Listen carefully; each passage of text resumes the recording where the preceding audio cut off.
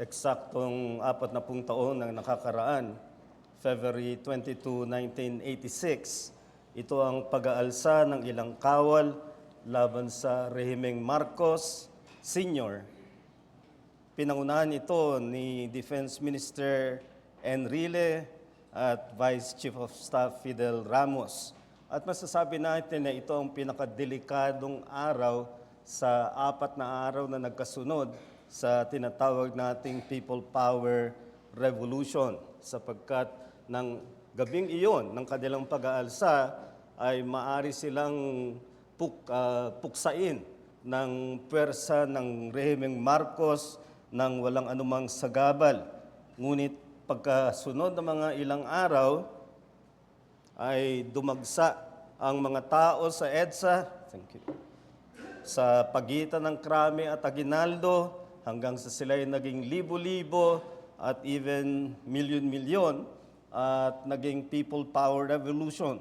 At pagkaraan ng ilang araw, humantong sa pagkakatalsik kay Marcos Sr.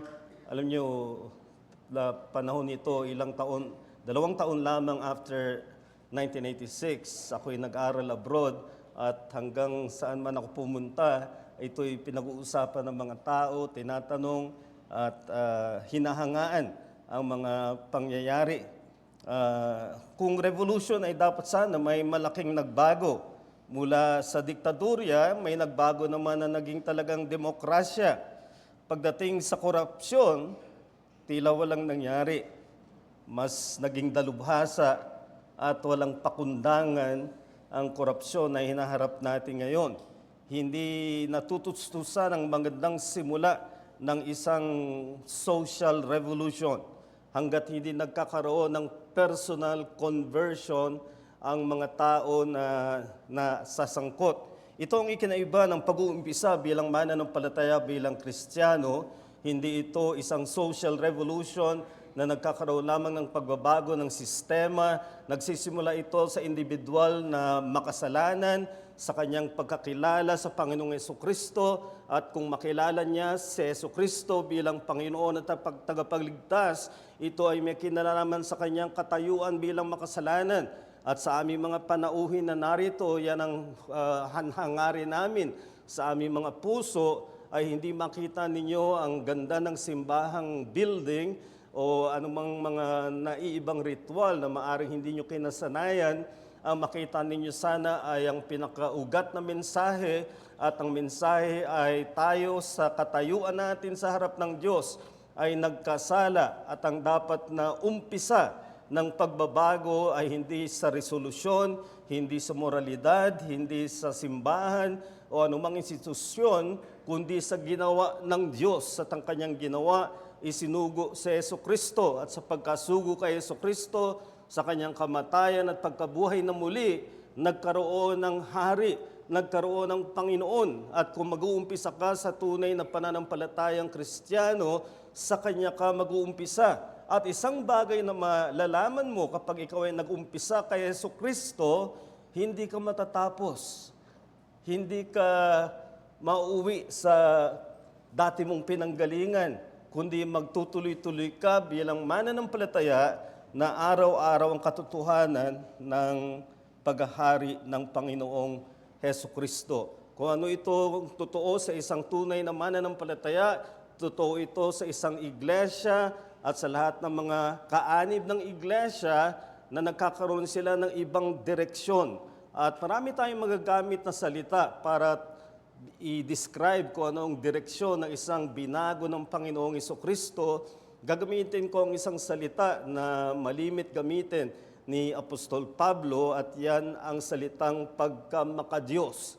Ikaw ay magiging makadiyos, pero kung iniisip mo sa pagiging makadiyos ay relihiyoso, hindi yan ang tinutukoy na pagkamakadiyos. Kapag tinawag mo ang isang tao na makatao, ito ay dahil tinatrato niya ang tao na dapat para sa isang tao. At kapag sabihin natin at ginamit ang bagong tipan ng pagkamakadiyos, ang ibig sabihin ay talagang nakilala mo ang Diyos at tatratuhin mo siya ng naangkop lamang sa Diyos. At ito ang hindi ginagawa ng marami, anuman ang kanilang relihiyon. At ngayong umaga ay gusto kong hamunin ang iglesia, hamunin ang bawat mananampalataya na ang dapat nating ikaiba sa mundo na hindi kumikilala kay Jesucristo ay tayo ay ginawang makadiyos. Karagdagan sa binasa na kanina sa unang Timoteo kabanatang 6, babasa ako ng isa pang talata sa unang Timoteo rin, at ito ay sa kabanatang 4 mula 6 hanggang 8. 1 Timothy chapter 4 verses 6 to 8.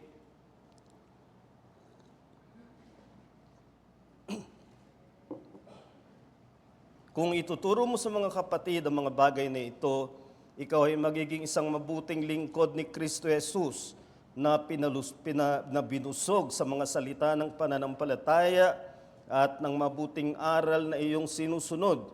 Subalit tanggihan mo ang mga masasama at mga walang kabuluhang katha. Sanayin mo ang iyong sarili sa kabanalan, sapagkat ang pagsasanay ng katawan ay may kaunting pakinabang, subalit ang kabanalan ay may kapakinabangan sa lahat ng bagay na may pangako sa buhay na ito at sa darating. Dito ay namamanhik si Pablo kay Timoteo na kanyang isinugo bilang kanyang kinatawan doon sa Efeso, kagaya rin ni Titus na kanyang isinugo naman doon sa isla ng Crete. Kaya kinakatawan nila si Pablo sa kanilang pangangasiwa doon sa iglesia na kanilang pinagsuguan. At dito ay namamanhik si Pablo kay Timoteo na hangarin niya at tugisin niya ang pagkamakadiyos kontra sa mga bulaang guro na iba ang kanilang inaatupag. Ang dapat nakakaiba sa isang naglilingkod sa Diyos ay ang kanyang inaatupag, ang kanyang tinutugis, ang kanyang hinahangad ay ang pagiging makadiyos. Ang pagiging makadiyos ay malimit na gamitin sa bagong tipan kasing kahulugan bilang kabanalan.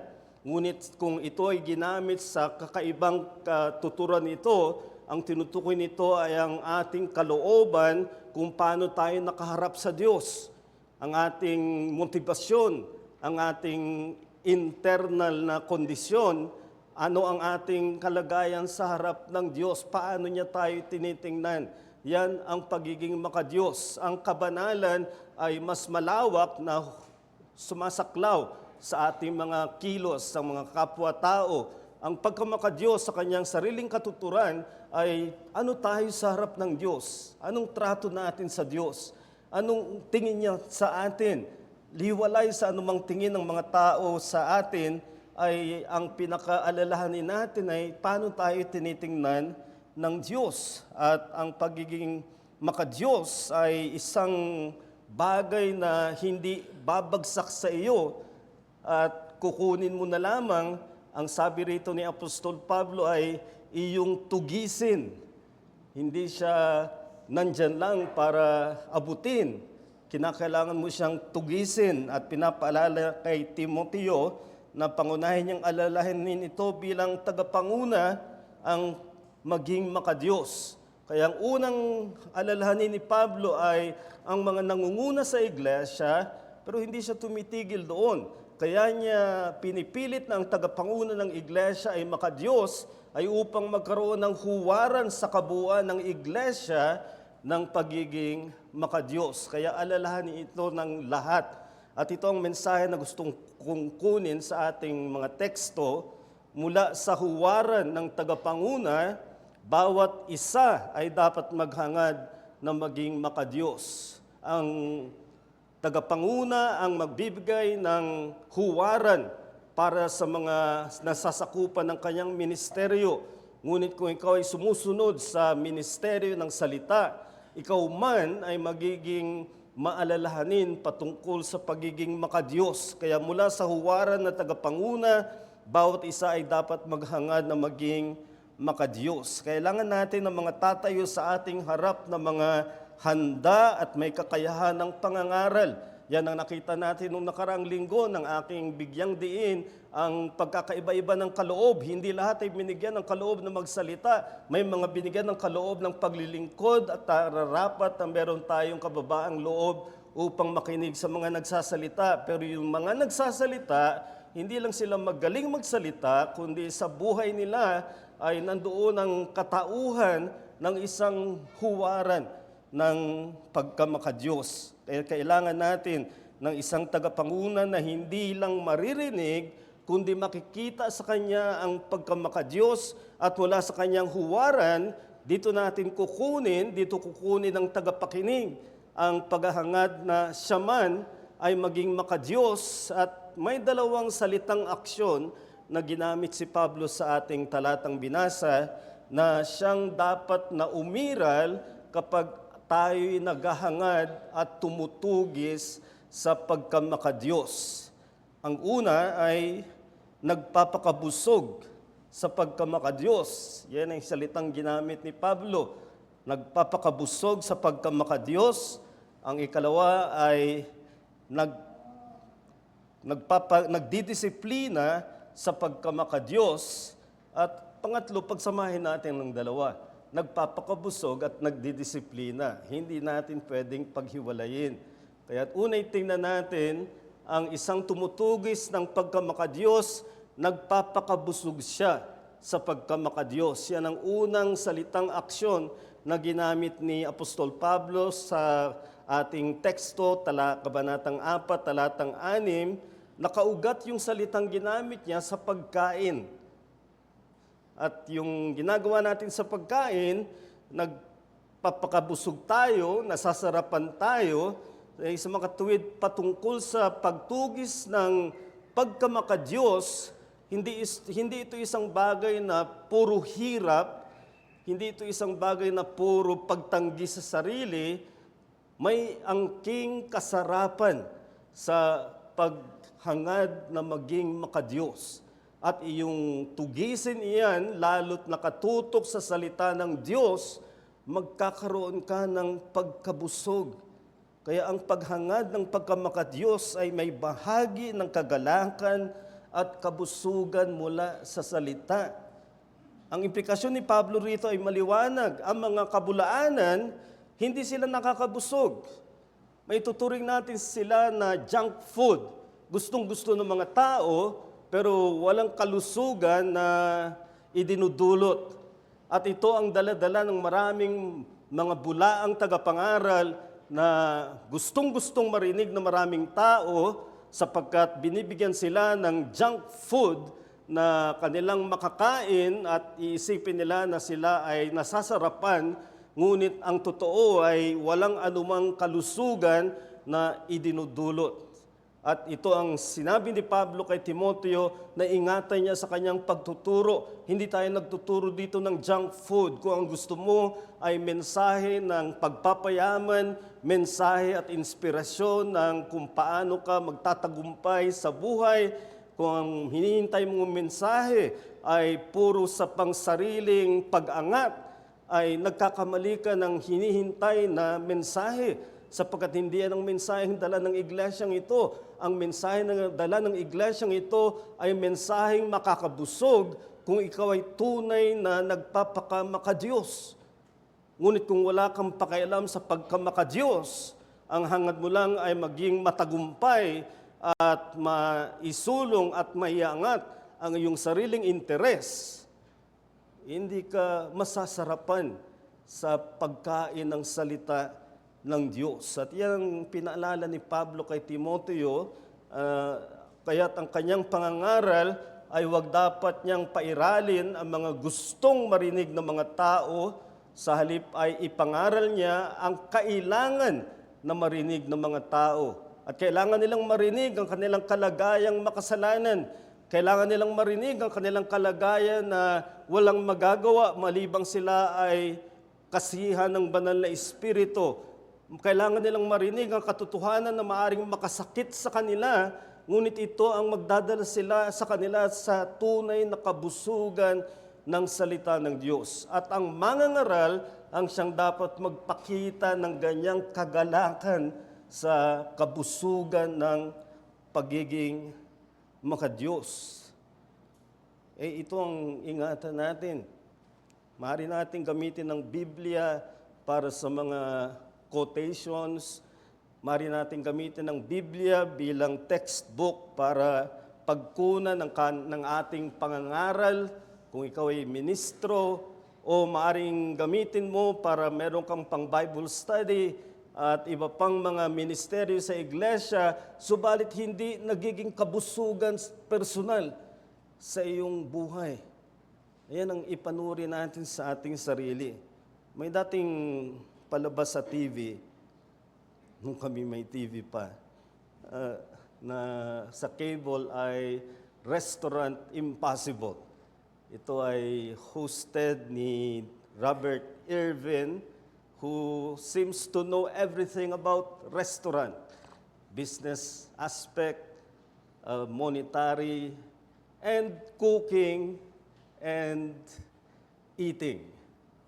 Ang isang mapapansin mo sa kanya, kung makapanood ka ng isang episode, kung saan bawat episode ay merong failing restaurant na kanyang itatayong muli at babaguhin ang lahat. At isa sa babaguhin ay ang kanilang uri ng pagluluto at yung pagkain. Makikita mo kay Robert Irwin na enjoy siya sa mismo niyang niluto. Nag-enjoy siya sa kanyang pagkain. Hindi ito business lang sa kanya. It was something he found joyful. And I wonder if this is something that can still be said of us in our study of God's Word. Ay nabubusog ka pa ba? Nag-e-enjoy ka pa ba sa salita ng Diyos? Yan ang pagkamakadiyos. Kung sa harapan lang ng ikaw at ang Diyos, madaling ipakita ang kasayahan kapag ikaw ay nakatayo sa harap ng publiko, ngunit ang tanong ay sa harap ng Diyos na ikaw ay mag-isa. Ikaw ba'y may kasayahan, may kabusugan sa salita ng Diyos? Kaya hinahamon kita sa isang katanungan, may personal ka bang kagalakan sa paggamit ng kasulatan? Nagiging kabusugan ba sa iyo ang paggamit mo ng salita ng Diyos? Bilang tagapakinig, maaring masyado ang pagsalalay mo sa naririnig na pangangaral at wala ka ng personal na pagkain na ikaw ang nagsasaliksik ng salita ng Diyos. O baka may ministeryo ka ng pagtuturo at nakapag-aaral ka ng Biblia, pero hanggang paghahanda at magiging handa ka sa gagawin mong pangangaral, ngunit sa iyo at sa harap ng Diyos ay wala ang kabusugan, wala ang kagalakan. Ginamit ni Pablo dito ang singular kay Timoteo. Magpakabusog ka sa salita ng katuruan. At yan ang hanapin din natin. Nakita ko ito halimbawa kay E.J. Young. Edward J. Young was a long professor of the Old Testament sa Westminster Theological Seminary. Bihasa siya sa Hebreo, the Hebrew language, and everything linguistic in the Old Testament, Aramaic, and everything. Kaya babasahin mo kanyang mga technical writings, alam na alam niya. Pero isinulat niya ang aklat na Thy Word is Truth.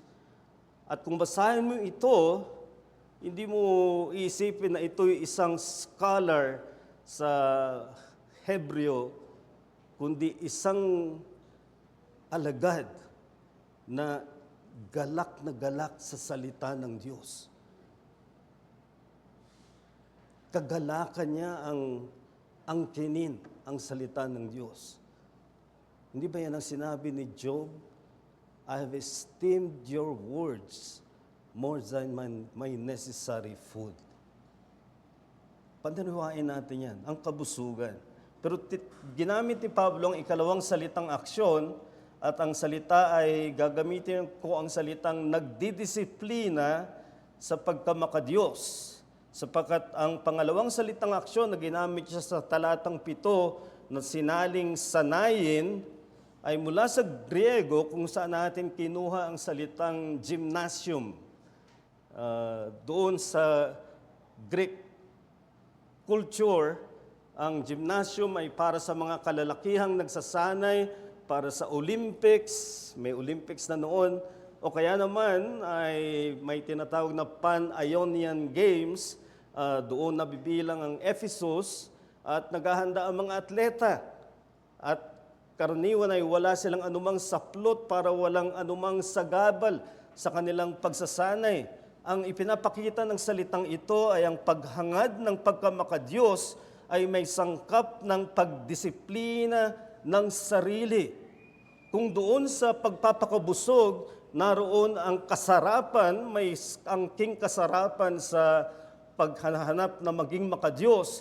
Dito, pinapaalala ni Pablo kay Timoteo na kung seryoso ka na maging makadiyos, malalaman mong daraan ka sa mga yugto ng pagiging makadiyos na wala ang sarap, wala ang kabusugan.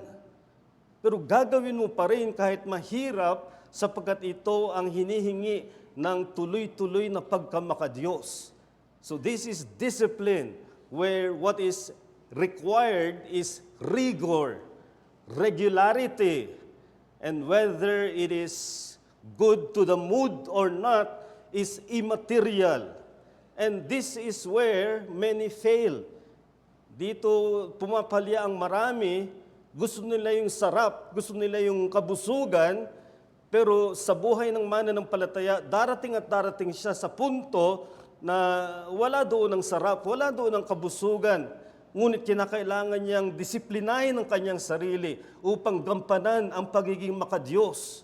At ito hindi nagagawa ng marami sa ating panahon. Ito ang lalong babala ni Pablo sa kanyang sinabi sa Kabanatang 6, kung saan may mga gumagamit ng ministeryo para sa kanilang kapakinabangan. Ministry for gain. At kung ganyan ang kaisipan, ang pipiliin nila ay ang madali. Ang pipiliin nila ay ang walang hirap. Ang pipiliin nila ay ang madaling makamtan. At hindi yan ang sinasabi ni Pablo sa pagkamakadiyos. At maraming mga nasa ministeryo na ganito ang motibo. At dahil dyan, sumusunod din ang mga tagapakinig.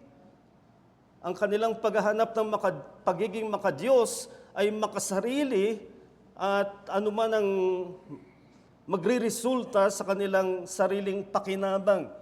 Hindi nila makita na ang pagkamakadiyos ay ang iyong katayuan sa Diyos at nararapat na ikaw ay magpakadisiplina ng iyong sarili sa mga pagkakataon na wala doon ang sarili mong kalooban.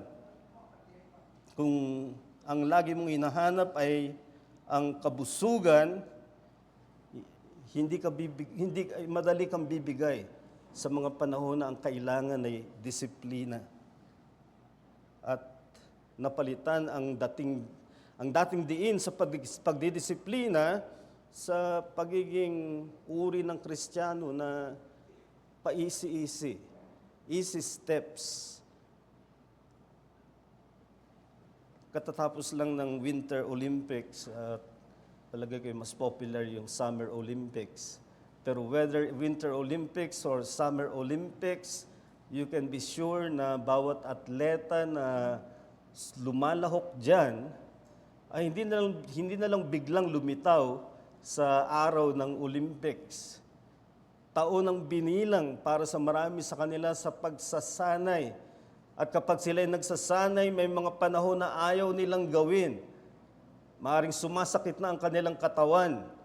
Pero kinakailangang sanayin ang katawan sa panahon na ayaw mo. At diyan masusubok ang pagdisiplina ng sarili sa pagkamakadiyos. Kaya ang hamon ko sa iyo bilang katanungan muli, mayroon ka bang tuloy-tuloy at mahigpit na paggamit ng mga kasangkapang biyaya? Sinabi ko kanina sa ating Sunday School, masagana magkaloob ang Diyos ng kanyang biyaya, pero nagbigay siya ng mga kasangkapan na ating dapat gamitin upang tayo ay makatagpo ng biyaya ng Diyos.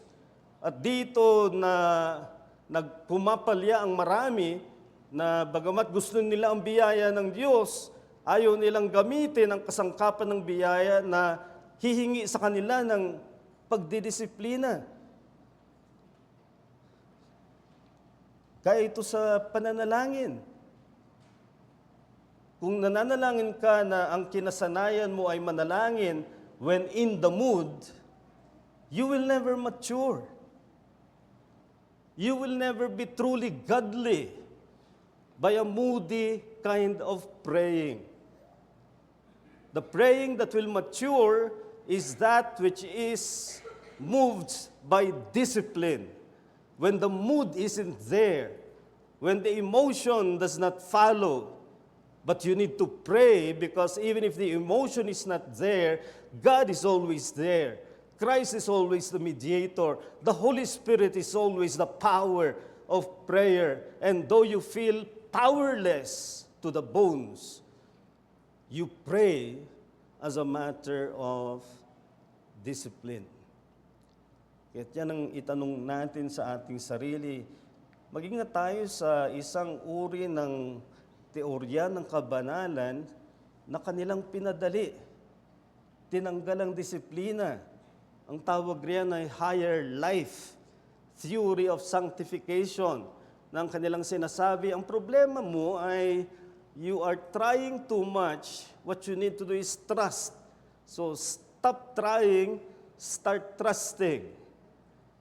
Andiyan ang kanilang mantra, let go and let God. Huwag kang masyadong magpakasikap, ipaubaya mo na lang sa Diyos. At ito'y ang teorya na sinasabing walang puwang sa pakikipaglaban. Hayaan mong ang Diyos ang lumaban para sa iyo. At lahat ng yan ay nakakaakit pakinggan, ngunit pawang kasinungalingan. Sapagkat ang tunay na mananampalataya ay ang isang handang magdisiplina at handang lumaban sapagkat ang kanyang kaaway ay hindi siya hahayaan na basta lumago sa pagkamakadiyos, na hindi siya pinanghihina, hindi siya tinutukso, na hindi siya binibigyang sagabal. Kaya't may pagdidisiplina. At yan ang panuri natin sa ating sarili. At ngayon sa kahulihan, gusto kong pagsamahin ang dalawang yan. Pagpapakabusog at pagdidisiplina. Sa kanya-kanyang personalidad natin, nakakiling tayo sa isa at mapapabayaan ng isa pa at lilikhayan ng problema. Mayroong mga ang kanilang pagpapalaki ay dinisiplina sila ng mabuti at ang kanilang ginagawa sa kanilang buhay Kristiyano ay talagang madisiplina, pero wala na silang kabusugan. Wala na sila ng sarap ng salita ng Diyos. Hindi na sila nabubusog sa gayong bagay. Ang galak ng pagpapakabusog at ang higpit ng disiplina ay pinagsama sa pagiging makadiyos. Hindi ka mamimili. Maaring nagpapakabusog ka at walang disiplina, didiktahan ka ng emosyon. At ang pagiging makadiyos ay hindi emosyon. At dito, hindi lumalago ang maraming mga mananampalataya sapagkat hindi sila makakilos ng ayon sa disiplina. Hinahanap nila agad ang tuwa, ang kagalakan, ang kabusugan. Sa isang servant song ni Isaiah in Isaiah 50, ay sinabi niya doon sa mga sumusunod sa lingkod ng Diyos na tumutukoy kay Jesucristo. Sumusunod sila, ngunit wala silang liwanag at nasa kadiliman, ngunit may takot sa Diyos. At ang sinabi sa kanila ay pakinggan nyo ang tinig ng lingkod ng Diyos. Ganyan ang kalagayan natin kung minsan parang nasa kadiliman. parang hindi nagbubunga yung ating ginagawa at parang gusto mo nang tapusin, parang walang saysay, ngunit ang isang tunay na nagpapakamaka-Diyos, na gusto niyang tumayo sa harap ng Diyos, siya at ang kanyang Diyos lamang, ay handang magdisiplina ng kanyang sarili. Huwag tayong yung uri ng puro sa kasayaan. Nakita niyo yung binasa natin sa lumang tipan kanina, si Lot, na pinapatakas na sa pupuksain na lungsod. At ang sabi sa kanya ay, kunin mo na yung mga manugang, mga anak, upang sila'y makatakas. At nagli siyang pumunta sa kanyang mga manugang upang sila'y balaan. Anong sabi roon? Lahat sila'y nagakalang siya'y nagbibiro. Dito makikita mo isang personalidad siguro na puno ng biro, pagpapatawa, para sa kanya ang buhay ng pananampalataya ay maging masaya. At nung isang araw na seryoso na ang lahat ng mga bagay, walang makapaniwala sa kanya. Nakalulungkot na patotoo, ngunit maraming mga mananampalataya ang ganyan. Dito natin kailangan na itindig ang katotohanan ng pagkamakadiyos ay sa isang tao na alam ang kabusugan nito at ang pagdisiplina ng sarili upang maging makadiyos. Kailangan natin ng mga titindig sa pulpito na pinagsama ang kabusugan at ang disiplina para sa pagiging makadiyos. At hamunin natin ang ating sarili na ito ang hinihingi sa atin kung tayo magiging makadiyos. Just find a time when it is just you and God. How you stand before God and how God is to you. Isa sa mga Puritans na una kong nabasang may kabuuan ay si Richard Sibbes. Si Richard Sibbes ay namatay noong 1635 at ang engraved epitaph, yung nilagay na mga salita sa kanyang lapida, ay ang mga salitang ito, "Of this blessed man, let this just praise be given. Heaven was in him before he was in heaven."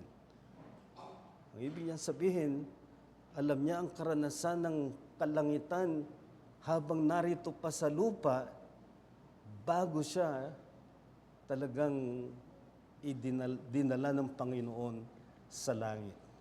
Yan ang pamanhik ko sa bawat isa. Walang katulad ang pagkamakadiyos. Maraming panahon na ikaw ay kasalimuha ng mga tao at maaari mong ibigay ang hinihinging itsura ng isang makadiyos. Ngunit nakikita ng Diyos ang kalooban. At ang tanong ay sa ating pagsasarili na ikaw lamang at ang Diyos, ikaw ba ay tunay na makadiyos? Tayo manalangin.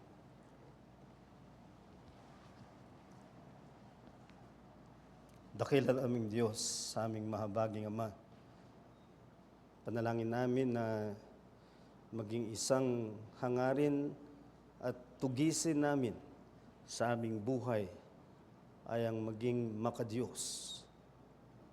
Napakadali na magbalat kayo sa harap ng mga tao, ngunit naroon ang mga panahon na ikaw at kami lamang. At ano ang tindig namin sa iyong harap? Ano ang kalooban namin na ikaw lang ang nakakakita upang atupag namin ang tunay na pagkamakadiyos? Kailangang malaman namin ang pagkabusog sa iyong salita. At nawa nga ay ang iyong salita ay dumating sa amin ng may tunay na kasarapan, hindi ang kasarapan ng mundo sa kanilang mga pagtuturo ng junk food na walang doktrina, kundi ang kasarapan na tunay na nagpapalusog sa aming espiritual na kalagayan. Ngunit kasama ng pagpapakabusog ay ang pagpapairal ng disiplina, sapagkat may mga panahon na wala ang kasarapan, wala ang kabusugan, at maaring humiyaw ang aming sariling laman sa mga ginagawa naming pang makadiyos na gawain. Ngunit kailangan pa rin naming gawin. We are not to be dictated by our moods, by our emotions, but only by knowing that you are God. Christ remains mediator, and the Holy Spirit is that power who moves however we feel. Kaya't naway magresolba kami na sa aming buhay ng pananampalataya, kami ay tunay na maging makadiyos sa pagpapakabusog, sa pagdidisiplina at pagsasama ng dalawang ito sa buhay ng makadiyos. Pinapanalangin namin ang mga kasama namin dito na inaakalang ang pagkamakadiyos ay relihiyon at iba pang mga ritual na ginagawa na pangrelihiyon. Gawin mong maliwanag sa kanila na ang tunay na pagkamakadiyos ay nangyayari lamang sa Kanya na nakasumpong ng Kanyang kalagayan bilang makasalanan at nasumpungan na ang tanging Panginoon at tagapagligtas na magbabago ng buhay, hindi lamang sa umpisa, kundi sa tuluyang pagbabago ay ang Panginoong Hesukristo bilang Panginoon at Hari. Magligtas ka ng mga makasalanan at kaming mga iniligtas mo, bigyan mo ng kakayahan na maging makadiyos para sa iyong ikapupuri. Panalangin namin ang lahat ng ito sa pangalan lamang ng Panginoong Hesukristo. Amen.